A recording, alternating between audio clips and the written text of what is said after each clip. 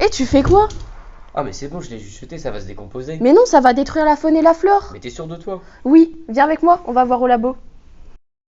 Nous sommes allés chercher du plancton dans la mer. Pour attraper les plus petites espèces, nous avons utilisé un filet avec un réservoir qui laisse passer les espèces de moins de 200 micromètres. Et voici ce que nous avons obtenu. Nous allons observer les copépodes grâce à la pipette et l'eau de mer et nous allons pouvoir les voir maintenant.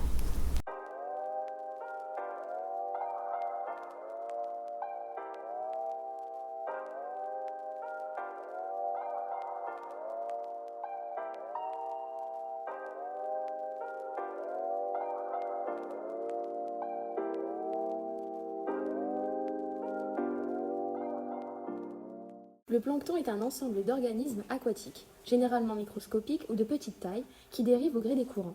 Ce sont les organismes qui ne peuvent pas lutter contre les mouvements de la masse de l'eau dans laquelle ils se trouvent. Le terme vient du grec planctos, signifiant errer. Il se compose principalement de deux types, les phytoplanctons et le zooplancton. Les phytoplanctons regroupent des microalgues ou végétaux microscopiques qui réalisent la photosynthèse, produisant de l'oxygène en présence de lumière et servant de base à la chaîne alimentaire marine. C'est un producteur primaire qui absorbe beaucoup de dioxyde de carbone atmosphérique à l'échelle de la planète. Le zooplancton, quant à lui, est constitué d'organismes animaux, souvent microscopiques, incluant des larves de poissons, mollusques, crustacés. Le zooplancton se nourrit de phytoplancton ou d'autres organismes vivants.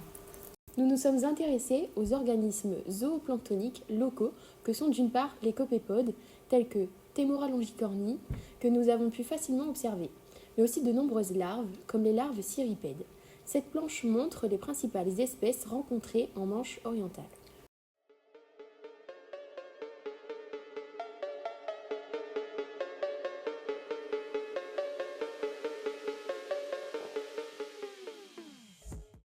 Donc là, nous sommes en train d'observer les micro-organismes présents dans l'eau de mer et nous allons essayer de comprendre l'impact des différents polluants qu'on peut retrouver dans l'eau de mer, comme par exemple la nicotine provenant des cigarettes ou encore la crème solaire présent aussi dans l'eau de mer.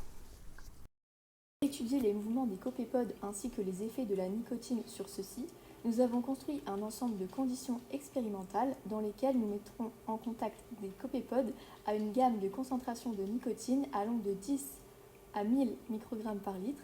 Cette nicotine provient des nombreux mégots laissés dans l'eau de mer par les baigneurs chaque année.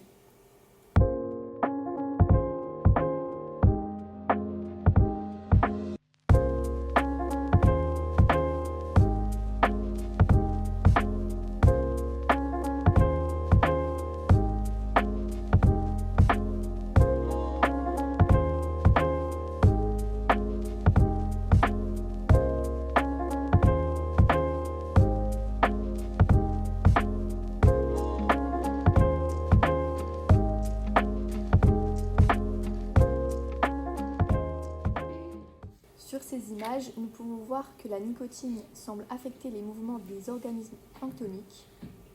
Ceux-ci auparavant mobiles deviennent paralysés.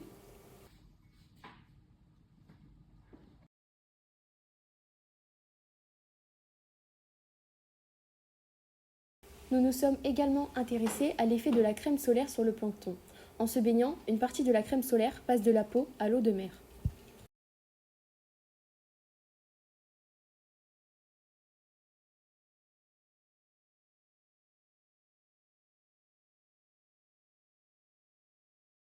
Aussi, la crème solaire semble affecter les mouvements du zooplancton. Des expériences supplémentaires auraient été nécessaires pour pouvoir vérifier cet effet.